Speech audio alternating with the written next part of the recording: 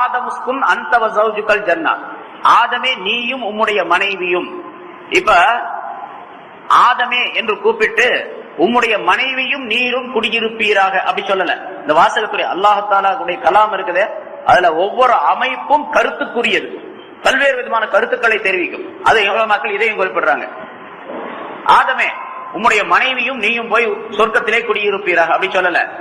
ஆதமே நீயும் உம்முடைய மனைவியும், முதல்ல ஆதமே நீயும் உம்முடைய, இரண்டாவது மனைவியை சொல்றான் அல்லாஹ் தஆலா, அந்த வஸௌஜுக, நீயும் உம்முடைய மனைவி. அது உலமாக்கள் எழுதுறாங்க, இந்த வாசகத்துக்கு பேரு, அதாவது அந்த அப்படிங்கிறது மத்துவ தொடரப்பட்டது. ஜௌஜுகா என்ற அந்த வார்த்தை, ஜௌஜுகா அப்படிங்கிற வார்த்தை அதை தொடரக்கூடியது. தொடரப்பட்டது சொன்னா முன்னால் இருக்கக்கூடியவர். இப்ப இமாம் இருக்காரு பாருங்க, இமாம் தொடரப்படுகின்றவர். பின்னால் இருக்கக்கூடிய முக்ததிகள்லாம் தாபியீன்கள், தொடரக்கூடியவர்கள். அது மாதிரி ஆதமே நீ எப்படி இருக்கணும்னா, நீ முன்னால போகணும், உன் மனைவி பின்னால வரணும். உன்னுடைய மனைவி உன்னை தொடர்ந்து வரக்கூடியவராக இருக்க வேண்டும். அதாவது மனைவிக்கு நீ வழிகாட்டக்கூடியவராக இருக்க வேண்டும். மனைவியுடைய விஷயங்களை எல்லாம் நீர் எடுத்துக் கொள்ளக்கூடியவராக இருக்க வேண்டும். மனைவியை நீர் பராமரிக்கக்கூடியவராக இருக்க வேண்டும். மனைவியுடைய விஷயம் அனைத்தும் உம்முடைய கையிலே இருக்க வேண்டும் என்பதை அல்லாஹ் தஆலா சொல்லி காட்டுகின்றார். அப்படிங்கிறது அந்த வாசகத்துல விளங்குது. இப்ப முதல்ல ஜௌஜுக அப்படிங்கிற வார்த்தையை முதல்ல சொல்லி, அந்தங்கிற வார்த்தையை இரண்டாவது சொல்லி இருந்தா இப்ப இருக்கிறத விட மோசமா இருக்கும். எல்லா ஆம்பளைங்களும் பொம்பளைக்கு பின்னால போயிட்டே இருப்பாங்க. பெண்களுக்கு பின்னால நீ போகாதே அப்படிங்கறது அல்லாஹ் தஆலா சொல்லி காட்டுறான். மனைவிக்கு பின்னால் நீ போகாதே, உனக்கு பின்னால உன் மனைவி வரணும். ஆமா, ஸ்கூட்டர்ல போறியா, அவளை ஓட்ட சொல்லி நீ பின்னால உட்காந்துக்காத, நீ ஓட்டிக்கிட்டு அவளை வேணா பின்னால வச்சுட்டு போ அப்படின்னு அல்லாஹ் தஆலா சொல்லணும். அதான் தாபியா மத்பூங்கிறது.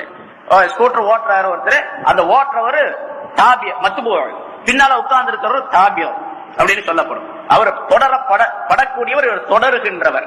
அதே மாதிரி அந்த ஆதம் அலைஹிஸ்ஸலாம் அவர்கள் தொடரப்படக்கூடியவராகவும் அவருடைய மனைவி தொடருகிறவராகவும் பின்னால் தொடர்ந்து செல்லக்கூடியவராகவும் இருக்க வேண்டும் என்பதையும் அல்லாஹ் தஆலா வலியுறுத்துகின்றார்.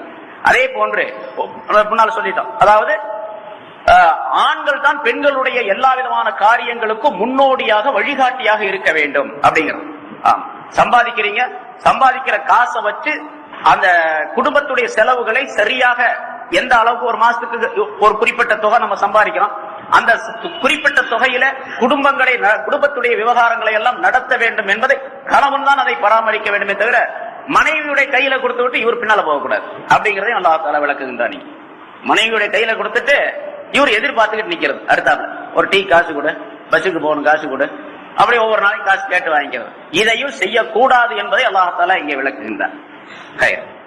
இப்படி பல்வேறு விளக்கங்கள் இந்த ஆயத்தில்.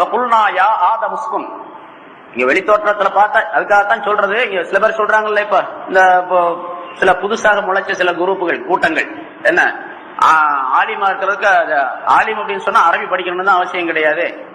குரான தமிழ்லயே இங்கிலீஷ்லயே எதுல தெரிஞ்சுக்கிட்டாலும் அவர் ஆலிம் ஷா தான். இப்ப ஒரு கூட்டத்தா ஆலிம் ஷான்னு சொல்லிட்டு இருக்காங்க, அவங்க தான் ஆலிம்ங்கிறது கிடையாது. ஆலிம் படிக்கிறதுக்கு அரபி காலேஜ்ல போய் படிக்கணுங்கிற அவசியம் எல்லாம் கிடையாது. அரபி படிச்சா தான் ஆலிம்ங்கிறது எல்லாம் கிடையாது. ஆலிம்கள் தான் பெரிய மேதாவிகள் அப்படிங்கறதெல்லாம் கிடையாது என்று சொல்லி இந்த வாலிபர்களை எல்லாம் திசை திருப்பி பல்வேறு விதமான குழப்பங்களை செஞ்சுட்டு இருக்காங்க.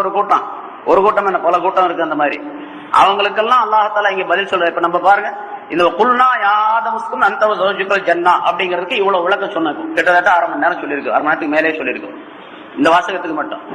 இப்ப தமிழ்லயோ இங்கிலீஷ்லயோ நீங்க அர்த்தத்தை படிச்சுட்டு இந்த விளக்கம் எப்படி தெரிய முடியும்? நிச்சயமா தெரிய முடியாது. அரபி படிச்சாதான் குர்ஆனை விளங்க முடியும், அரபி படிச்சாதான் ஆலிமாக ஆக முடியும். அது நல்லா ஞாபகம் வச்சுக்கணும். அரபி படிக்காம எந்த மனிதனும் ஆலிமாக ஆகவே முடியாது. ஆலிம் அப்படின்னு சொன்னா இப்ப நான் என்ன ஆலிம் அப்படின்னு சொல்லிக்கல, ஆலிம்களோட அந்தஸ்தே வேற தனியா. நம்மள சும்மா ஆலிம்களுடைய ஆலிம் என்று யாரை ரசூலுல்லாஹி ஸல்லல்லாஹு அலைஹி வஸல்லம் சொல்லுகின்றார்களோ, எந்தெந்த ஆலிம்கள் இந்த உலகத்துல இருந்தார்களோ, இமாம் ஷாஃபி ரஹ்மத்துல்லாஹ், ஹனஃபி ரஹ்மத்துல்லாஹ் போல எத்தனையோ பெரிய பெரிய மேதைகள்லாம் இருந்தாங்கல்ல, நமக்கு முன்னால பல மேதைகள் இருந்தாங்கல்ல, அவங்களுடைய கால் தூசியுடைய அளவுக்கு கூட அந்த இல்முடைய விஷயத்தில் நம்ம ஆக மாட்டோம். அப்படிப்பட்ட அந்தஸ்து இல்முடையது. அதனால விளங்கக்கூடிய ஓரளவுக்கு குர்ஆனை விளங்கக்கூடிய சக்தி வேண்டும் என்று சொன்னால், அறிவு வேண்டும் என்று சொன்னா அரபியை படிச்சாங்க. அரபி படிக்காம நாங்க குர்ஆனை விளங்கிக்கிறோம் அப்படின்னு சொன்னா அவர் மேலோட்டமா அர்த்தம் தான் தெரிஞ்சுக்கலாமே தவிர வேற ஒன்னையும் தெரிய முடியாது. அர்த்தத்தை மட்டும் தான் தெரிஞ்சுக்கலாம். இப்ப இத்தனை அர்த்தம் உஸ்குன் அந்த வஸௌஜுகல் ஜன்னா அப்படிங்கறதுல என்னென்ன கருத்துக்கள் இப்ப சொல்லப்பட்டோ இந்த அர்த்தம் எல்லாம் தெரியணும். இந்த கருத்துக்களை தெரிஞ்சா அரபியுடைய அந்த நுணுக்கமான விஷயங்களை தெரிஞ்சாகும். வெறுமனே அர்த்தத்தை தெரிஞ்சா மட்டும் பத்தாது. உலமாக்கள் அதற்கு என்னென்ன விளக்கங்கள் எழுதி இருக்கிறாங்க அப்படிங்கறத வச்சு இந்த கருத்துக்களை எல்லாம் வெளிப்படுத்த முடியும், இல்லைன்னா முடியாது.